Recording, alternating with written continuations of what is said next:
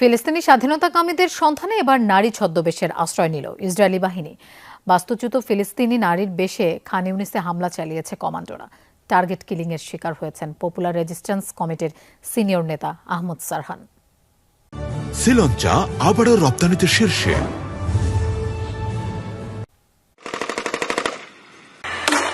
গাজায় এত ধ্বংসযজ্ঞের পরও হামাস সহ বিভিন্ন গোষ্ঠীর সদস্যদের নাগাল পেতে হিমশিম খেতে হচ্ছে ইসরায়েলি সেনাদের। বাধ্য হয়ে বিকল্প পথেও হাঁটতে হচ্ছে। গাজার দক্ষিণে তেল আবিবের বিশেষ এক অভিযানের খবর জানিয়েছে দেশটির গণমাধ্যম, যা স্বীকারও করেছে নেতানিয়াহু বাহিনী।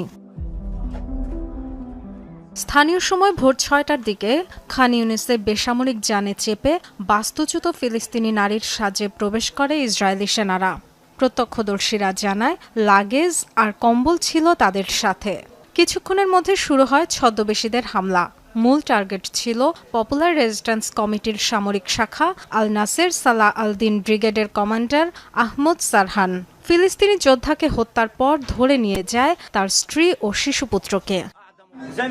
তারা বাড়ির দেয়ালে একটি গর্ত তৈরি করে ভেতরে প্রবেশ করে এবং তাকে হত্যা করে। তার ছেলেকে ধরে নিয়ে যায়। ওর বয়স ১১ থেকে ১২ বছরের বেশি নয়।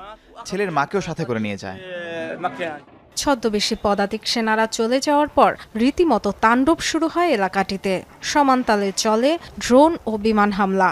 আরও ৬ ফিলিস্তিনির মৃত্যু হয় ওই অভিযানে। পুরো এলাকা তছনছ করে দিয়েছে। মানুষের মাথার উপর বাড়ির ছাদ ভেঙে পড়েছে। যুদ্ধ বিমান ড্রোন দিয়ে হামলা চালিয়েছে। জানালা দিয়ে তাকানোরও সুযোগ ছিল না। কিছু নড়লেই সেদিকে গোলা বা বোমা ছুড়েছে।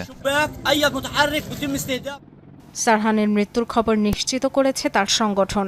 পুরো অভিযান গোয়েন্দা তথ্যের ভিত্তিতে পরিচালনা করা হয়েছে বলে জানিয়েছে ইসরায়েলি বাহিনী। ডরথি দাস্ট্রিন, যমুনা নিউজ।